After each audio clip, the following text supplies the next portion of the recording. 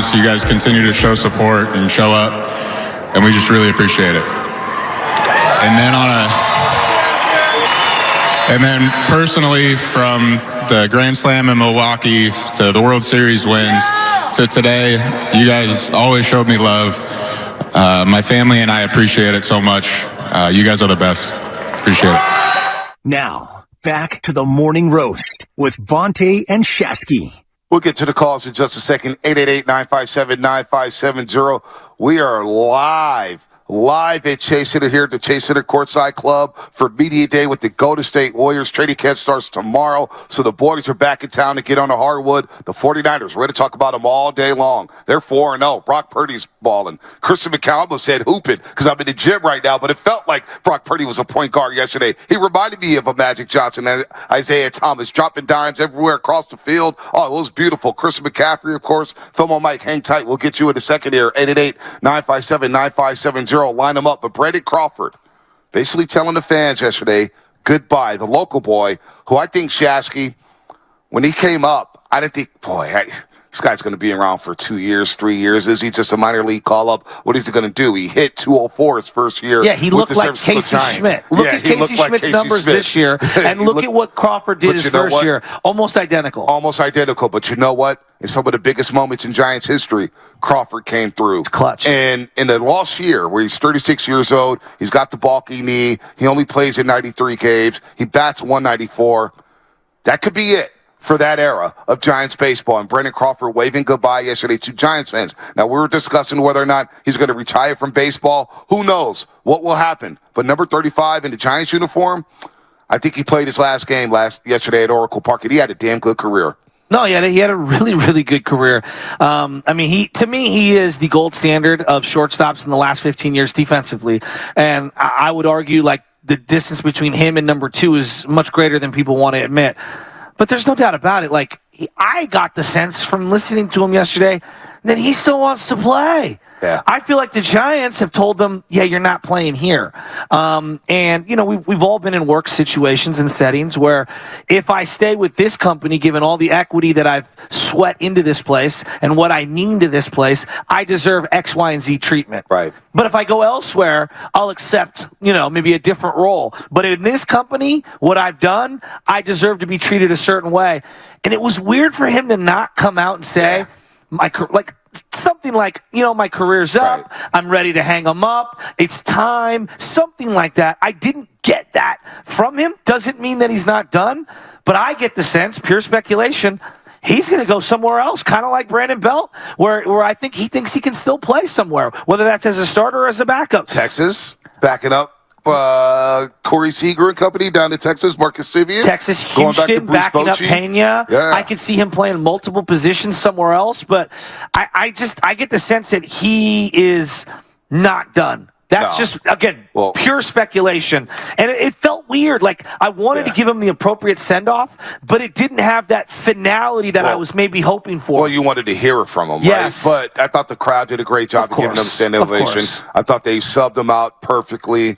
Even Dodger fans gave him a standing ovation. Dodger players gave him a standing ovation. Of course, he had a lot of hugs. Kruk said something funny. Mike Kruk on the call. He goes, or Dwayne Kuiper said it. And he was giving a lot of guys hugs who've only been here for a season. So he's looking around the clubhouse, and it's a who's who. And that's because of Farhan's doing. So what happened, and think about the weekend. Think about who won the Willie Mack Award, Tyrell Estrada. We should have been celebrating that. But they want to get out ahead and release Gabe Kapler. And our YouTube poll question of the day, what's the biggest story from the weekend? Kapler being fired, Draymond Green's ankle, Christian McCaffrey, Brock Purdy, the 49ers, or Brandon Crawford's farewell? What happened over the weekend at the Giants, and to see Crawford get sent off like that? If I'm him, I don't know if I want to come back to this. Kapler was a sacrificial lamb Friday, and we all knew that was coming. Yeah. To me, it should have been a package deal, no doubt about it. So I'm interested to hear what Farhan Zaidi has to say at the end of the season presser tomorrow. What's the solution here? You say that, hey, I need to sign guys on longer-term contracts. Well, I hope it's not Mitch Haniger you're thinking about signing to. The Mitch Hanigers of the world to sign 5-year contracts to, or Sean Manaea's. Player options for those guys are perfect unless, you're giving them $15 million attached to it. But the Giants are in a mess right now. It was a messy, messy weekend. And to watch the Dodgers skip their way into the playoffs and just dominate the Giants 2 out of 3 in a series. The Giants are so far away from doing something special, it's not even funny. The standings will tell you that they are 1 game closer to the Dodgers than they are the Rockies. Yeah, the Rockies were the worst team in the NL West. The Giants were 20 games behind them, okay, or I guess in front of them, 20, if you will. 20 games in front of the Rockies. Okay, and then there were 20 games or so. 21 behind the Dodgers. The Dodgers. To me, they're closer to the Rockies than they are the Dodgers. Yeah, Come no on, doubt. be realistic with yourself, Giants they fans. Like, think about this. Name a Rocky outside of Chris Bryant. I'm just a casual Charlie fan. Blackmon.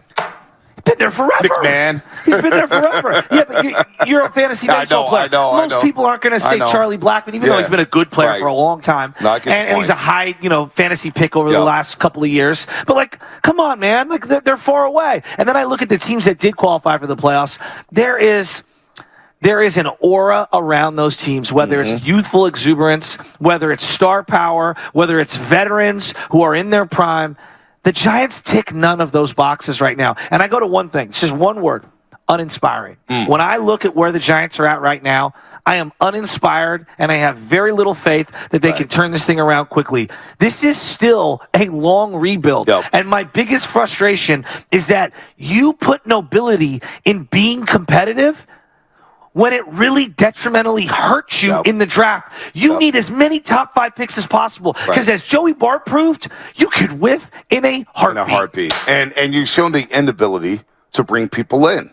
You've shown the inability to sign big-time stars that can help bridge that gap from going from 73 or 79 to 83 to maybe jumping into the 90-win threshold with the big boys here. Look, you don't have any premium players. I was at this SF Celebrity Golf Classic on Friday at Presidio Golf Course. Beautiful course, beautiful time. And there were some big boys up there who played the game. Doc Gooden was there. I got to tell you the story about that. Doc Gooden almost teared up, dude. I gave him like 3 hugs. It's like, dude, get off me. Anyway, yeah, that'd be a little weird. The way they talked and discussed the Giants, it would be a little weird. It's Doc Raven. I thought he was Patrick Mahomes Sr. I was like, where's your black and miles? It's like, I'm Doc, dude. What are you talking about? It's like, Doc Gooden? Are you kidding me? The way they discussed the Giants. They said, we don't really rock with that style of baseball. We don't really believe that an executive who never played the game in Farhan Zaidi could really map out how to play the baseball game. This ain't the computer. This ain't PS5. These are human beings. And the way you write out the lineup card, which is why I have a hard time, it's just saying, wow, Kapler's gone. Okay, great. I'm not going to lose sleep over that. But he's not writing out the lineup card.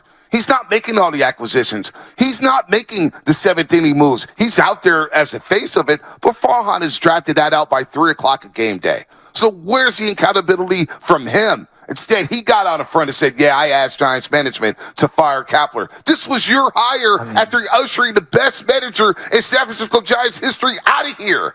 You ushered him out to hire Gabe Kapler, and you're going to get to sit around and make more moves and hire the next manager? Something's backwards about this, Shasky. It's not backwards. He's a coward. I mean, he's the one who built the team. Let's call it what it is. Look, Bonte, name me a coach in the history of the game, the manager in the history. Joe Torre. I don't even like Joe Torre, but he's one of the great managers. Bruce Bochy. Okay. Dave Roberts right now. Pick Roger Craig back in the day. Baby. Bobby Cox. Lou Piniella. Pick whoever.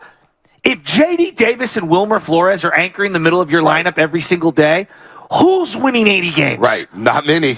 If Alex Cobb is your number 2 and he goes 3/4 of the season and you have no number 3, 4, or 5 starter, who's winning 80 games? You asked your manager to manage this team through the dog days of summer with 2 starting pitchers in your rotation. You don't find it ironic that they fired Kapler because they've lost the locker room, quote unquote? And yet you told me on the front end when getting hired, chemistry doesn't matter. It's about playing the right guy at the right time versus the right matchup. You told me the only thing that mattered was the spreadsheet and that putting the right guy in the right matchup based off what the analytics tell you. And now you're firing the guy because you lost the locker room? Well, guess what? I'm looking at that locker room, and I don't want any of those guys on my team long term. So if you're making a move because you lost them, you brought in the wrong people to begin with. But simultaneously, I'm telling you right now, to me, Farhan has acted cowardly the entire time. Come out and say, I put together a bad roster. Yeah, no doubt. I put together a team that had more holes than a flute, and we were leaking oil, and if we were a boat in the middle of the ocean, we'd be at the bottom. Hey, you know what? Tomorrow's going to be a fun day down here, and I'm hoping to get credentialed. I'm hoping to get credentialed because I have questions to ask. A lot of questions that haven't been asked. Now, I don't know what the deal is, if media members are in their pockets or whatnot. I have no idea. But questions need to be asked of Farhan Zaidi tomorrow. He needs to face the heat after what happened this past weekend and this past season with the San Francisco Giants.